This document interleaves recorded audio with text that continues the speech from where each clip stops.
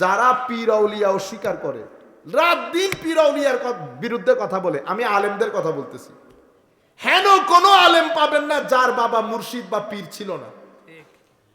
যত লোক বাংলার জমিনে আন্তর্জাতিক মুফাসসিরে কোরআন থেকে শুরু করে যত লোক বড় আলেম বাংলাদেশের মধ্যে মশহুর বিখ্যাত, যারা বর্তমানে সুফি তরিকা তাসাউফকে অস্বীকার করে, এমন একজন আলেম খুঁজে পাবেন না যার বাবা পীর ছিল না অথবা যার শ্বশুর গোষ্ঠী পীর ছিল না। বুঝতে পেরেছেন কেন? কারণ তরিকত এবং তাসাউফ দিন পুরা পৃথিবীর বুকে ছড়িয়ে পড়েছে আল্লাহর ওলিদের মাধ্যমে।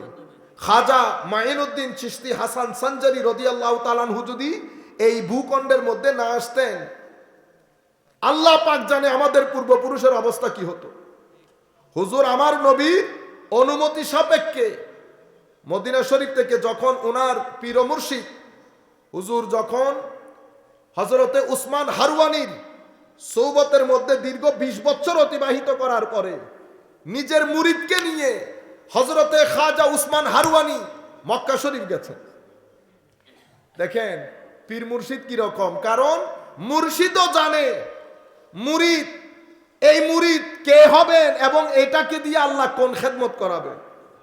কারণ এই উম্মতের মধ্যে আর কোন নবী আসবেন না, নবীর দায়িত্ব পালন করবেন আলেমরা।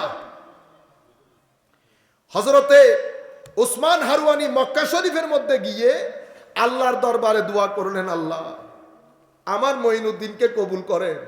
গায়েব থেকে আওয়াজ আসলো, মঈনুদ্দিন আমার মাহবুব বান্দাদের মধ্যে অন্যতম। উসমান হারওয়ানি রাদিয়াল্লাহু তাআলা আনহু স্বাভাবিক শিক্ষক খুশি হয়ে যাওয়ার কথা না, মানে আমার আল্লাহর সিল মোহর পড়ে গেছে। অতঃপর মক্কায়ে মুআজ্জামা থেকে মদিনায়ে মুনাওয়ারায় যায়, সেখানে আমার নবীর দরবারে সালাম আরজ করে হযরতে উসমানে হারওয়ানির পরে হুজুর খাজা মাইনুদ্দিন যখন সালাম দান করেন, মদিনায়ে মুনাওয়ারা থেকে আওয়াজ আসে, ওয়া আলাইকাস সালাম ইয়া কুতুবাল আকতাব। তাহলে দুই জায়গার সিল পড়ে গেছে না? কি বলেছে? কুতুবুল আকতাব। কুতুব বলা হয় বেলায়েতের জগতে যিনি সর্বোচ্চ অবস্থান করেন, তাকে সুফিয়ায়ে কেরামের পরিভাষায় কুতুব বলে। সেই কুতুব একই সময়ে 3 জনও হতে পারেন, 5 জনও হতে পারেন, 7 জনও হতে পারেন। এই 5 জন, 3 জন বা 7 জনের মধ্যে যিনি টপ মোস্ট সিনিয়র হন, ওনাকে গৌসুল আজম বলে। আপনারা বুঝতে পেরেছেন? কুতুব কয়জন হয়? 3 জনও হতে পারে, 5 জনও হইতে পারে, 7 জনও হইতে পারে। এই 7 জন, 3 জন, 5 জনের মধ্যে যিনি টপ মোস্ট সিনিয়র হন, ওনাকে কুতুবুল আকতাব বা গৌসুল আজম বলা হয়। তো আমার নবী হযরতে খাজা মাইনুদ্দিনের সালামের জবাব দিয়েছে কে? ওয়া আলাইকাস সালাম ইয়া কুতুবাল আকতাব। গৌসিয়তের সিল আমার নবী মেরে দিয়েছেন। সেখান থেকে তশরিফ এনে বাগদাদ শরীফের মধ্যে কিছুদিন থেকে তখন হযরতে বখতিয়ার কাকি হুজুর গৌসুল আজমের হাতে বায়াত গ্রহণ করেন। সেখানে আরো অসংখ্য হযরত শেখ শিহাবুদ্দিন সুহরাওয়ার্দী, উনিও বাগদাদ ছিলেন, হুজুরের ফয়ুজাত গ্রহণ করেন। এবং সেখানে আরো অসংখ্য উলামায়ে কেরাম হুজুরের হাতে হুজুর ফয়ুজাত গ্রহণ করেন, বায়াত গ্রহণ করেন। সেখান থেকে বাগদাদ থেকে যাত্রা শুরু করেন।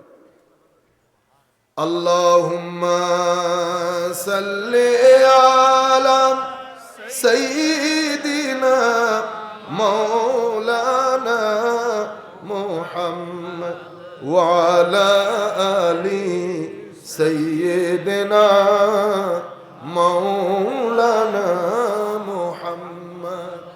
হুজুর খাজা মাইনুদ্দিন চিশতি হাসান সানজারি রাদিয়াল্লাহু তাআলা আনহু, উনি মদিনা শরীফের মধ্যে প্রায় কতদিন? 3 বছর এলমে হাদিসের দরস দিয়েছেন। কয় বছর? 3 বছর এলমে হাদিসের দরস দিয়েছেন। হুজুর খাজা মাইনুদ্দিনের জন্ম 530 খ্রিস্টাব্দে, 30 হিজরিতে, 530 হিজরিতে। তো 530 হিজরিতে জন্ম নেওয়া লোক মদিনা শরীফে যখন দরস দিচ্ছেন, এলমুল হাদিসের মধ্যে উচ্চাঙ্গের মুহাদ্দিস না হলে সম্ভব হইতো না। আপনারা বুঝতে পেরেছেন? হুজুর অতঃপর মদিনা শরীফ থেকে ফেরত এসে নাজমুদ্দিন কুবরা রাদিয়াল্লাহু তাআলা আনহু, যিনি হযরতে ইমাম ফখরুদ্দিন রাজিরও শেখ, উনিও মদিনা শরীফ, সাক্ষাৎ হয়। আলেমদের জন্য সফর করা সেই জন্য বড় জরুরি। আলেমরা একজন আরেকজনকে দেখতে যান না, একজন আরেকজনের মজলিসে বসেন না। আলেমদের মধ্যে যারা সুফি আলেম তারা বসেন, কিন্তু যারা সুফি আলেম না তারা তো জিন্দেগি উল্টায় গেলেও বসবে না। আলেমদের মধ্যে একজন আরেকজনের সুহবতে বসা, এগুলা কালচার নাই।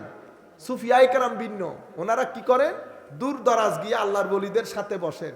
সাথে বসলে কি হয়, ওই যে শুরু দিয়ে আমি আপনাদেরকে বলছিলাম না, আপনার ভিতরে যদি গুড এনার্জি থাকে, আপনি যখন আরেকজনের সাথে বসবেন অটোমেটিক্যালি আপনার গুড এনার্জি আমার কাছে চলে আসবে। এটাকে আমরা সুহবত বলি, নূর বলি। সায়েন্টিফিক ভাষায় বলে আপনার এনার্জির মধ্যে পজিটিভ যে জিনিস থাকে এটা অটোমেটিক্যালি আপনার কাছে চলে যায়। আপনি যদি মা বাবা হন, সন্তানের কাছে চলে যায়, শিক্ষক হলে ছাত্রের কাছে চলে যায়। হযরতে খাজা মাইনুদ্দিন চিশতি হাসান সানজারি সেখান থেকে চলে গেছে কোথায়, হামদান তাবরেজ শহরে। হযরতে আবু সাঈদ তাবরেজির সুহবতে বসেছেন। সেখান থেকে আসফাহান, শাইখ আসফাহানের রাদিয়াল্লাহু তাআলা আনহুর সাথে সাক্ষাৎ করেন। কারণ মদিনা শরীফ থেকে আজমের আসতেছে, তো প্রতিমধ্যে কিভাবে কিভাবে হয়ে হয়ে আসতেছে দেখেন। এরপরে খিরকানের মধ্যে হযরতে আবুল হাসান খিরকানী রাদিয়াল্লাহু তাআলা আনহুর মাজারে 2 বছর অবস্থান করেছে। কারণ হযরত আবুল হাসান খিরকানী রাদিয়াল্লাহু তাআলা আনহু সেই মহান ওলিদের মধ্যে শামিল, যারা আমার নবীর উম্মতের মধ্যে আজিম আউলিয়া। হযরত আবুল হাসান খিরকানী বলেন, বাইজিদ বিস্তামি বলেন, মারুফ আল কারখি বলেন, সরি সখতি বলেন, সাহাল তুস্তারি বলেন, জুনাইদে বুগদাদি বলেন, হারিস আল মুহাসিবি বলেন, এগুলা জুন্নুন আল মাসরি বলেন, এগুলা আল্লাহর ওলিদের মধ্যে বড় উঁচু পায়ার আল্লাহর ওলি এবং প্রথম যুগের আল্লাহর ওলি, যাদের পিঠ তাবেঈনদের সাথে লাগানো, যাদের পিঠ তাবেঈনদের সাথে লাগানো। আজকের দিনের না, আপনারা আজকের দিনের মনে করছেন না, ইনারা হুজুর গৌসুল আজমেরও অনেক আগে। তো হযরতে আবুল হাসান খিরকানীর মাজারে একে তো মুহাদ্দিসে জামান, দ্বিতীয়ত জামানার বিখ্যাত ওলি, ইনি মাজারের মধ্যে গিয়ে 2 বছর অবস্থান করেন। আর আপনি বলতেছেন মাজারে যাওয়া বেদাত। দেখছেনই অবস্থা, হুজুরের বুঝে আসে না এটা। যাই হোক, এরপরে উনি হিরাতে চলে যান। হিরাতের মধ্যে সারাদিন উলামা মাশায়েখের সাথে সাক্ষাৎ করেন। রাতে এসে কার মাজারে শুয়ে থাকতে জানেন? হায় হায়, মানাজিলুস সাইরিনের লেখক, বিশ্ববিখ্যাত আল্লাহর ওলি, যাকে শাইখুল হাদিস, শাইখুল ইসলাম বলা হতো, হযরতে আব্দুল্লাহ আনসারী রাদিয়াল্লাহু তাআলা আনহুর মাজারে রাতে অবস্থান করতেন। এরপরে বলখে আসেন। বলখের মধ্যে হাতেম আল আসমের মুরিদ এবং খলিফা হযরত আহমদ খুজরুবে রাদিয়াল্লাহু তাআলা আনহু, উনি হযরত ইব্রাহিম ইবনে আদহাম, বাইজিদ বিস্তামি 2 জনেরই সোহবত পেয়েছেন। ওনার সাক্ষাৎ করেন। ওনার সাক্ষাৎ, উনি যখন বলখের মধ্যে আসেন, সেই বলখের মধ্যে হযরতে জিয়াউদ্দিন বলখি রহমতুল্লাহি আলাইহি বড় বড় আলেম ছিলেন। উনি তাসাউফ, আল্লাহর ওলিদেরকে পছন্দ করতেন না। উনি যখন শুনেছেন খাজা মাইনুদ্দিন চিশতি এসেছেন, রেগে তেলে বেগুনে জ্বলে উঠেছে। উনাকে দাঁড় করা ওখানে, আমি ওনার সাথে ডিবেট করব। হযরত খাজা মাইনুদ্দিনকে বলা হলো, হুজুর উনি তো ডিবেট করতে চায়, আসতে দাও। হায় হায়, আল্লাহর ওলিদের কাছে যত বড় বড় আলেম গেছে সবাই ডিবেট করতে গেছে। ডিবেট করতে গিয়ে মুরিদ হয়ে ফেরত আসে। ডিবেট করতে গিয়ে মুরিদ হয়ে ফেরত আসে। জিয়াউদ্দিন বলখি আসার পর মেহমানদারির ব্যবস্থা করো। পাখি শিকার করা হয়েছে, পাখি শিকার করে পাখির মাংস ভুনা করা হয়েছে। আসার পরে 1 টুকরা মাংস দিয়েছে, খাইয়া বেহুশ হয়ে গেছে। হুঁশ হওয়ার পরে আরেক টুকরা দিছে, সমস্ত এলমগুলা ভিতর থেকে সেলেট পাথরের মতো হয়ে গেছে, কিছুই নাই ভিতরে। হাজা মঈনুদ্দিন বলতেছেন, জিয়াউদ্দিন আরেক টুকরা খাবা? আহাজা ইয়াকফি, ঠিক আছে। তখন ক্ষমা চেয়ে মুরিদ হয়ে ফুয়ুজাত নিয়ে নিজের এলাকায় চলে গেছে।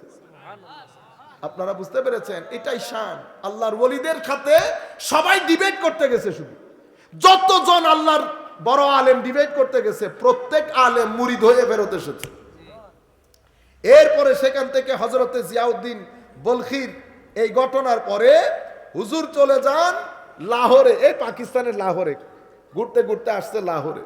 লাহোরের মধ্যে হজরতে দাতা গঞ্জে বখশ আলী হুজবেরি, ওনার মাজারের মধ্যে দীর্ঘ 40 দিন অবস্থান করেন।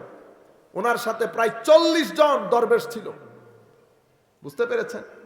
এরপরে যেই দিন হজরতে দাতাগঞ্জের বক্সের মাজার থেকে বের হচ্ছেন, চৌকাটের মধ্যে লিখে দিয়েছে, গঞ্জে বক্সে ফেজে আলম মজহারে নূরে খুদা, না কে সারা পীরে কামেল কামেল আরা রহনুমা। সুবহানাল্লাহ। গঞ্জে বক্স এটা এমন এক মাজার, এখানে যদি কোনো গরিব আসে ধনী হয়, আর যদি কোনো ধনী আসে পলিসি মেকার হয়।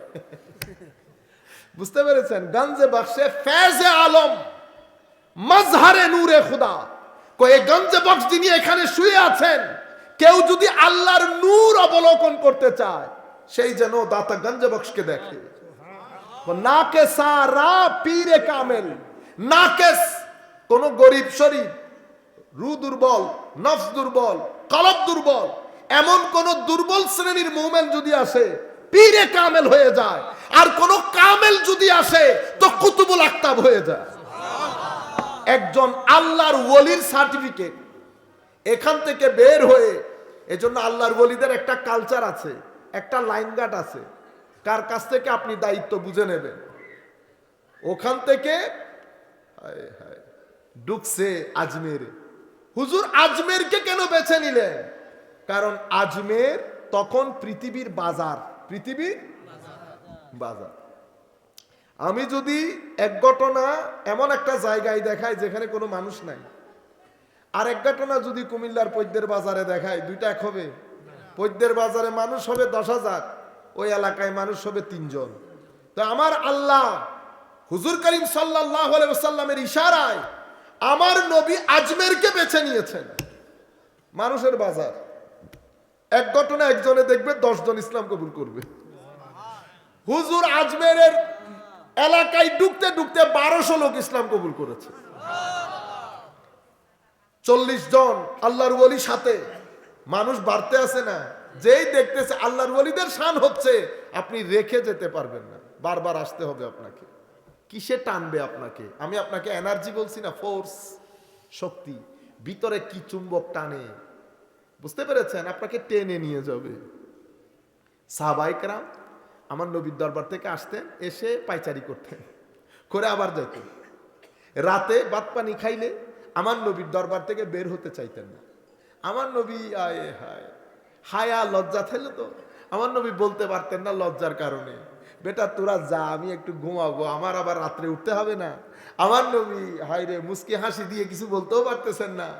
হায় হায় মাওলা, আমার নবীর শানে মাহবুবিয়ত দেখে, কি পরিমাণ মহব্বত করতেন আমার আল্লাহ আমার নবীকে। আমার আল্লাহ কোরআন নাজিল করে দিয়েছেন, এটার উপর কোরআন নাজিল করে দিয়েছেন। কি বলেছেন? হে আমার নবীর সাহাবায়ে কেরাম, খাওয়া দাওয়া শেষ, যার যার রাস্তায় চলে যাও। মনে রাখো, আমার নবী লজ্জার কারণে বলতে পারতেছেন, আমি আল্লাহ হক বলার সময় লজ্জা করি না। কি আজীব কথাবার্তার, কি স্ট্রেট ফরওয়ার্ডনেস। আল্লাহ আল্লাহ হিসেবে এই কথা বলে। নবীর দরবারে মেহমান যাইতেছে না, তো আল্লাহর কি আসে যায়? না, আসে যায়। এটা আমার আল্লাহর মাহবুব বান্দা, এটা আমার আল্লাহর মাহবুব বান্দা। এই আন্দাজে আল্লাহ আল্লাহর নবীদেরকে, আল্লাহর ওলিদেরকে মাওলা এই আন্দাজে প্রটোকল দেন। আপনারা বুঝতে পেরেছেন? তো হযরতে খাজা মাইনুদ্দিন চিশতি হাসান সানজারি, আমি যেটা বলতে চেয়েছিলাম, 1200 লোক, কোনো কথাবার্তা নাই তো, কি এক চুম্বক। মানুষ চেহারা দেখলে, দাড়ি দেখলে মানুষ পিছনে যায়, পিছনে যায়, পিছনে যায়। এই 1 জন 2 জন থেকে হইতে হইতে বাজার বসা শুরু হয়ে গেছে, বাজার বসা শুরু হয়ে গেছে। শেষে গিয়ে একদম বাজারের দিকে চলে গেছে, তো যেখানে হুকুমতের সরকারি লোক জনের আনা গোনা। তো তাবু গেড়েছে কোথায়? রাজা যেখানে উট টুট বাঁধে সেখানে। সরকারের লোকজন যখন খবর পেয়েছে মুসলমান দরবেশরা এখানে এসে তাবু গেড়েছে, বকাঝকা করে তুলে দিয়েছে, উঠেন। হুজুর খাজা মঈনুদ্দিন বিয়াদবি দেখে, আচ্ছা উঠে যেতে হবে, হ্যাঁ এটা আমাদের উট বাঁধার জায়গা, উঠেন। উঠাই দিছে। তারপরের দিন উট বাঁধছে। সকালে যখন উটকে চড়ানোর জন্য উঠাইতে চাইতেছে, একটা উটও আর জায়গা থেকে উঠে না। হাই খুদা, শোরগোল লেগে গেছে। মুসলমান দরবেশকে ওই জায়গা থেকে সরিয়ে দেওয়ার কারণে সকালবেলা উঠ আর দাঁড়াচ্ছে না, মুহূর্তের মধ্যে কথা সরে গেছে। এই এক ঘটনার মধ্যে শত লোক ইসলাম কবুল করে ফেলেছে। হায় হায়।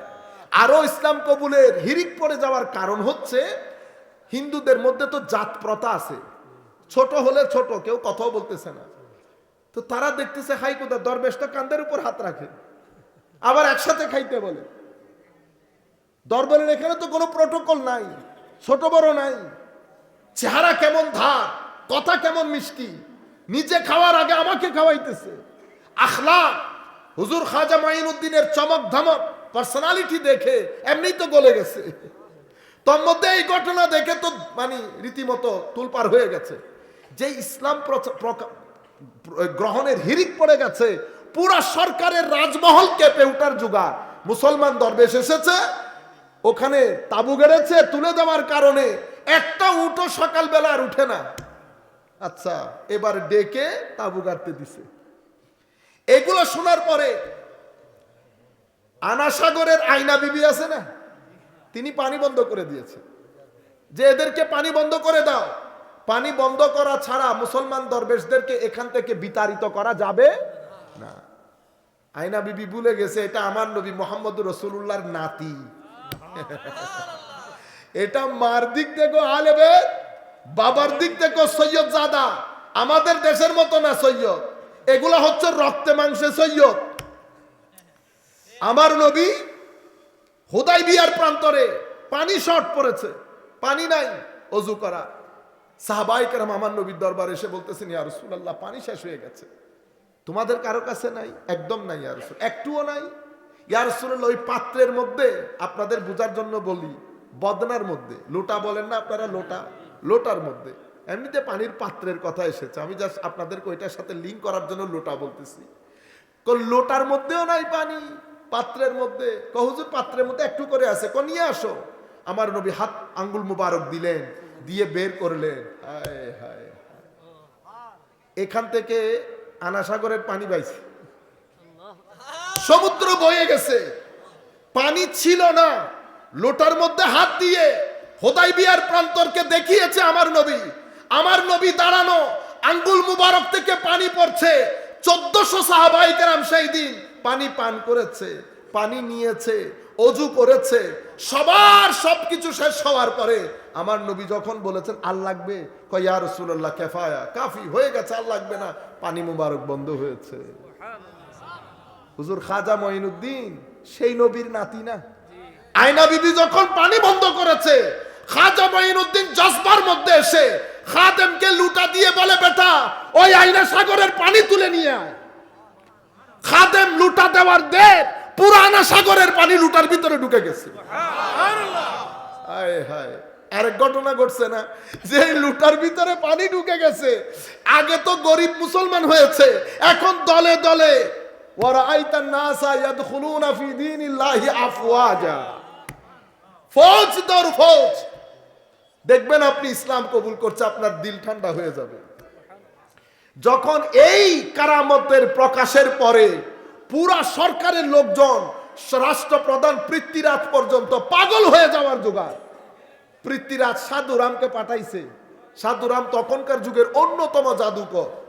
জাদুবিদ্যা তো তখনকার বিখ্যাত বিদ্যা, আজকে হয়তো আপনার বুঝে আসতেছে না।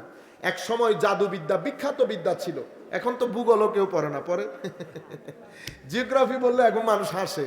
কিছুদিন আগেও বাংলাদেশের মধ্যে বিবিএ এমবিএ মানে বহুত কিছু না, আমাদের দেশে একটা হুজুগ আছে, বুঝছেন? জিওগ্রাফি আগে যেমন দামি বিষয়, এখনো দামি বিষয়। আমাদের দেশের সাবজেক্টকে ভ্যালিউ দেওয়া হয় পয়সার উপর কেন্দ্র করে। কোনো সাবজেক্ট কখনো আপনার চাকরির উপর ভ্যালিউড হয় না। এটা জ্ঞান, এটা জ্ঞান। আমার আপনার গন্ডগোল, আমরা টাকা পয়সাকে জ্ঞানের সাথে কি করে ফেলছি, যেটার মধ্যে টাকা বেশি, আমাদের এখানে সেই সাবজেক্ট বিখ্যাত সাবজেক্ট, বুঝতে পেরেছেন? সেই জন্য 3 দিন আগে দামি সাবজেক্ট, 3 দিন পরে মুরিসারাসুর হয়ে যায়। আমি আপনাদেরকে বুঝাইতে চাচ্ছি, জাদুবিদ্যা বিখ্যাত ছিল। সাধুরাম আসছে দলবল নিয়ে, হযরত খাজা মাইনুদ্দিনের খাদেম বলতেছেন, হুজুর সাধুরামের অবস্থা তো খারাপ, হুজুর বিশাল বড় বাহিনী নিয়ে আসতেছে। আমার খাজা বলতেছেন আসতে দাও। সাধুরাম, হুজুর খাজা মঈনুদ্দিন শুধু চোখের দিকে চোখ রেখে বলতেছে সাধুরাম কিছু বলবি। এতটুকুনের মধ্যে সাধুরামের জাদু মন্ত্র খতম, আর কিছু বলতে পারতেছে না, সলভ হয়ে গেছে। উনি কিছু একটা বলতে চাচ্ছিলেন, রাম রাম বলে কোন মন্ত্র কিতাবের মধ্যে এসছে, রাম রাম বলতে চাচ্ছে কিন্তু শব্দ বের হচ্ছে রহিম রহিম রহিম। যখন এই অবস্থায় তখন ওই সাধুরামের সাথে যারা এসেছে তারাই সাধুরামকে মারার জন্য উদ্যত। হ্যাঁ, আপনাকে কি নিয়ে আসলাম, কি করে বসলেন আপনি? সাধুরাম তখন বেচেন, কিছু বলতে পারছে না, কাটা মুরগির মতো করছে। হুজুর খাজা মঈনুদ্দিন বললেন এই পানিটা সাধুরামকে খেয়ে ফেলতে বলো। সাধুরাম মুখে পানি দেওয়ার দের ভিতরে নূরের সমুদ্র জেগে উঠেছে। সাধুরাম খাজা মঈনুদ্দিনের হাতে বায়াত গ্রহণ করে তওবা করে ইসলাম কবুল করেছে। সাধুরাম ইসলাম কবুল করার পর ওরা আইতান নাস ইয়াদখুলুনা ফি দীনিল্লাহি আফওয়াজা, দলে দলে মানুষ ইসলাম কবুল করছে। এখন সরকার সেটাকে রাষ্ট্রীয় চ্যালেঞ্জ হিসেবে নিয়েছে। এতদিন পর্যন্ত পাত্তা দেয় নাই মুসলিম দরবেশ 2 মিনিটে খতম, এখন দেখছে মুসলিম দরবেশ তো কান্দের উপরে এসে বসেছে। এখন সেই যুগের সবচেয়ে বড় জাদুকর, যেটার উপর রাষ্ট্র নির্ভর করত, অজয় পাল, অজয় পালকে পাঠিয়েছে। হায় হায় হায়, হযরতে মূসা আলাইহিস সালামের সময়কালে ফেরাউন যেমন সমস্ত জাদুকর একসাথে করে মূসার বিরুদ্ধে লেলিয়ে দিয়েছে, আমার আল্লাহ হযরত মূসাকে বিজয় দান করেছে মুজিজার মাধ্যমে। তো মুজিজা কারা? কুদরতকে রিপ্রেজেন্ট করে। আল্লাহর কুদরত বুঝতে হলে মুজিজা দেখতে হয়, আর কেউ যদি নবীর মুজিজা বুঝতে চায় নবীর কারামত দেখতে হয়। কারামত মুজিজাকে পরিচয় করায়, মুজিজা কুদরতকে পরিচয় করায়। সেদিন মূসা আলাইহিস সালামের মুজিজা আল্লাহর কুদরতের বহিঃপ্রকাশ করেছে, আর এই দিন হযরতে খাজা মঈনুদ্দিনের কারামত আমার নবীর মুজিজার বহিঃপ্রকাশ করেছে। হযরতে খাজা মঈনুদ্দিনকে বলা হচ্ছে হুজুর, পৃথ্বীরাজ অজয় পাল তো বিশাল বড় গ্রুপ নিয়ে হুজুর আসতেছে। হযরতে খাজা মঈনুদ্দিন সাথে সাথে একটা বড় সার্কেল করে দিলেন, সমস্ত ওলি দরবেশদেরকে বললেন ওনার লোকজনকে এই সার্কেলের বাইরে তোমরা যাবে না। সার্কেলের মধ্যে পৃথ্বীরাজ ওই অজয় পাল অনেক চেষ্টা করেছে তার মন্ত্রগুলা দিয়ে, কোন রকম সে এটা ভেদ করে ভিতরে ঢুকতে পারে না। ইসলাম তরবারের জুড়ে প্রতিষ্ঠা হয় নাই, লাখ চেষ্টা করছে। খাজা মঈনুদ্দিন চিশতি হাসান সানজারি নামাজের মধ্যে সেই তার বকা জকা গালা গালিগুলা অনেক চেষ্টা করছে, উপরে উড়ে নিচে উড়ে, শেষ পর্যন্ত লম্বা কথা উপরে যখন উঠেছে খাজা মঈনুদ্দিন নিজের জুতা মেরে তাকে নামিয়েছে ওখান থেকে। যখন নামিয়েছে একেবারে পরিপূর্ণরূপে পরাস্ত হয়েছে, তখন তো মানুষ মুসলিম দরবেশের এই অবস্থা দেখে, তাদের তাকওয়া পরহেজগারি দেখে, খোদাবিরুতা দেখে ইসলাম প্রকাশের গ্রহণের হিড়িক পড়ে যায়। তখন পৃথ্বীরাজ তার কিছুদিন পরে, 2-1 দিন পরে পৃথ্বীরাজের কাছে হযরতে খাজা মঈনুদ্দিন দ্বীনের দাওয়াত পৌঁছায়। সুলতানে হিন্দ, সুলতানে ও ভাই, কত সুলতান এসেছে গেছে আমার খাজা মঈনুদ্দিনের সময়কাল থেকে আজকের দিন পর্যন্ত। আমরা মনে রাখবো দূরের কথা, ইন্ডিয়ার মানুষও মনে রাখে নাই, কিন্তু এক সুলতান, সেই দিনও সুলতান, আজকেও সুলতান, কুল কায়নাত বলে সুলতানে হিন্দ, সুলতানে হিন্দ। ধনী গরিব বড় ছোট, রাজনীতিবিদ শাসক প্রশাসক সবাই সুলতানুল হিন্দের দরবারে, সুলতানে হিন্দের দরবারে পৃথ্বীরাজের কাছে পাঠায়। পৃথ্বীরাজ যারা এই দাওয়াত নিয়ে যায় তাদের সাথে অসম্ভব বদাচরণ করে, কোন কোন বর্ণনায় এসেছে হত্যা করে। এটা খাজা মঈনুদ্দিনের দরবারে যখন পৌঁছানো হয় তখন উনি অসম্ভব রেগে যান।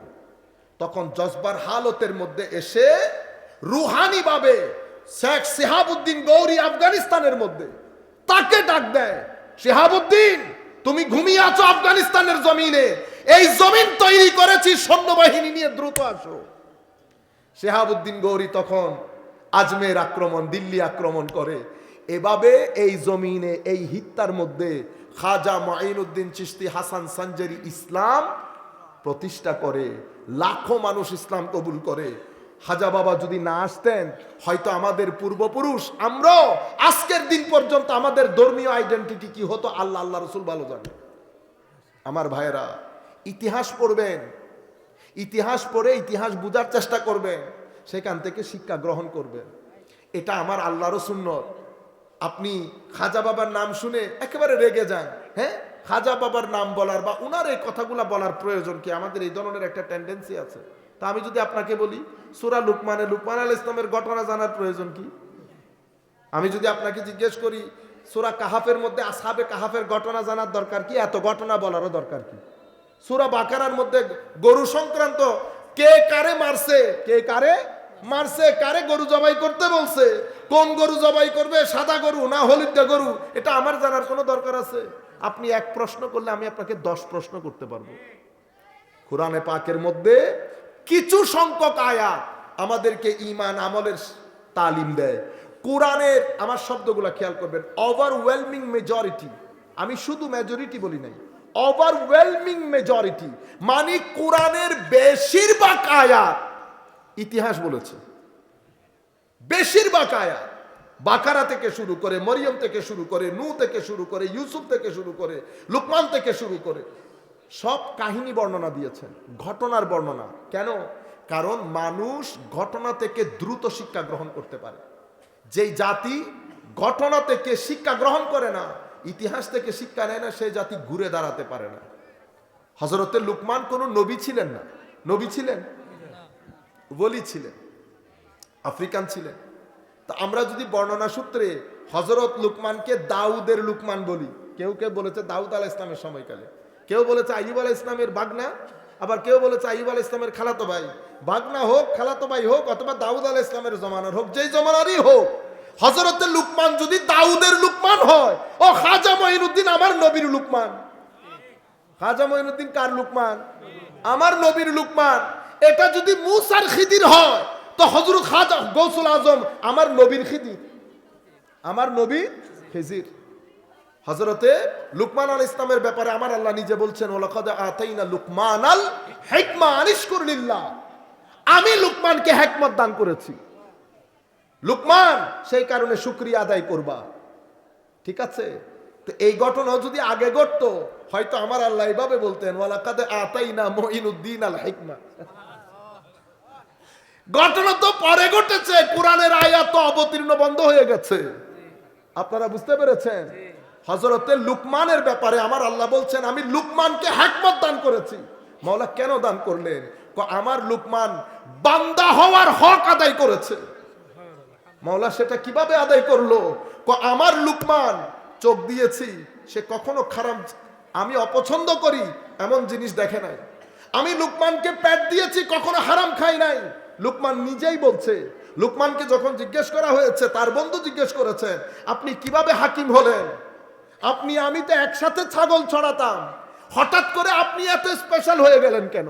একে তো কালো, দ্বিতীয়ত কোনো বড় ঘরানার ছিলেন না, তৃতীয়ত উনি মেষ চড়াতেন, ছাগল চড়াতেন। এমন লুকমান নিজের বন্ধু দেখছে ঘরের বাইরে শত শত লোক দাঁড়ানো, লুকমান আলাইহিস সালামের কাছে পরামর্শের জন্য এসেছে। বন্ধুর ঘরে ঢুকে জিজ্ঞেস দেখতেছে, ওই হাই কোথায়, এটা তো আমাদের লুকমান।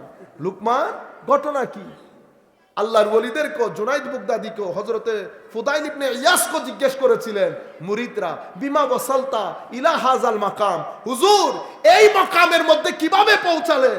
উনি জবাব দিলেন, বিল জু, তোমরা যখন খেয়ে পেট পুরে শুয়ে থাকতা, আমি ফুদাইল আমার পেটকে দানা পানি দেই নাই শুধু আল্লাহর নৈকট্যের জন্য।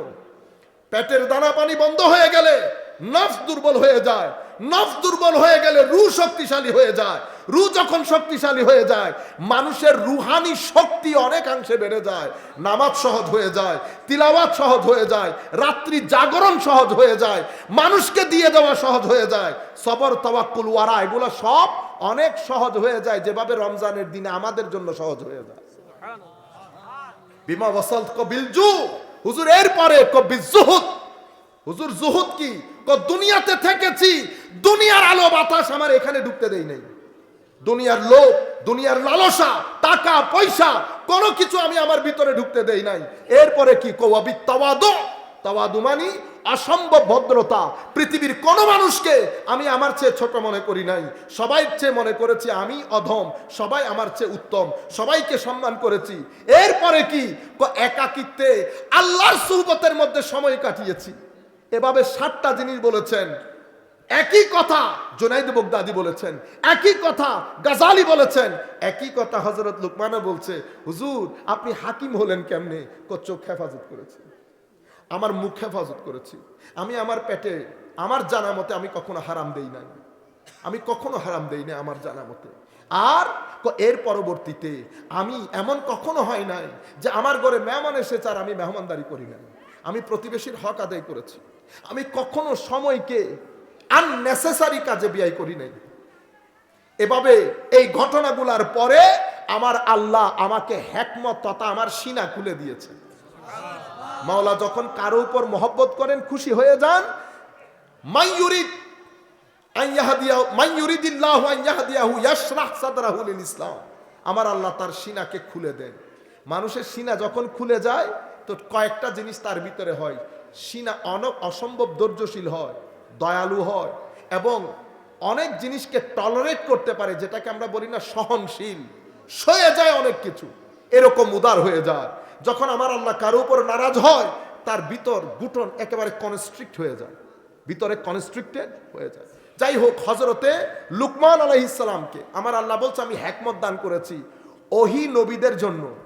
হিকমত মানে ইলমে লদুন্নি দান করেছেন।